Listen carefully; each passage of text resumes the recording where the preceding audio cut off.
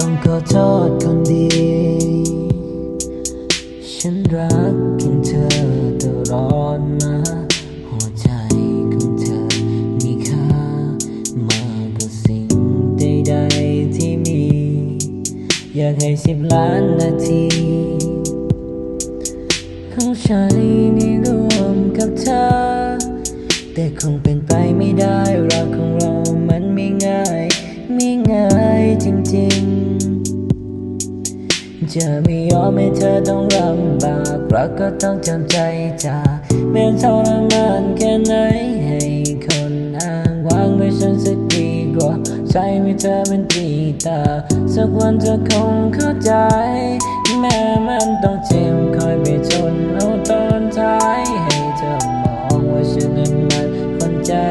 ร้ายแต่ที่ทำได้ดีเห็นแค่มีเพียงวิธีปล่อยมือจากเธอ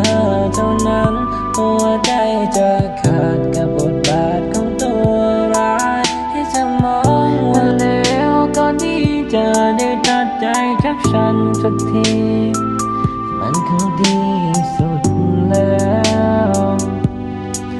มันดูแล้วมันมีปัญญาจะเล่นบทร้ายในคำน้ำตาเพราะเธอที่รักอย่าเสียเวลาอีกเลยทั้งที่ใจเป็นคนคุ้นเคยแต่โชคชะตาก็เล่นตลกเฉยเลยแต่ใจฉันนั้นทำยังไงเธออยู่กับฉันแล้วได้อะไรเข้าใจว่าเธอรักฉันเพราะฉันก็รักแต่เธอรักเธอมากกว่ากัน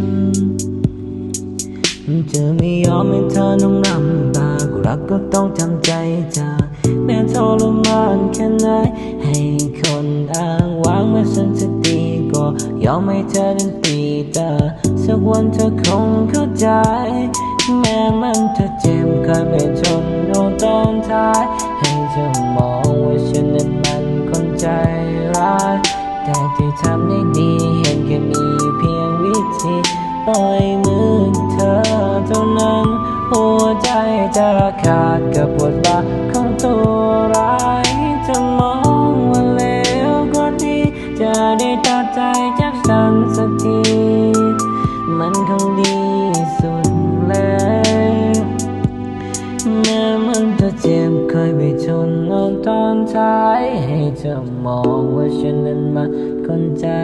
ร้ายแต่เธอทำไม่ดีมันก็มีเพียงวิธีปล่อยมือจากเธอ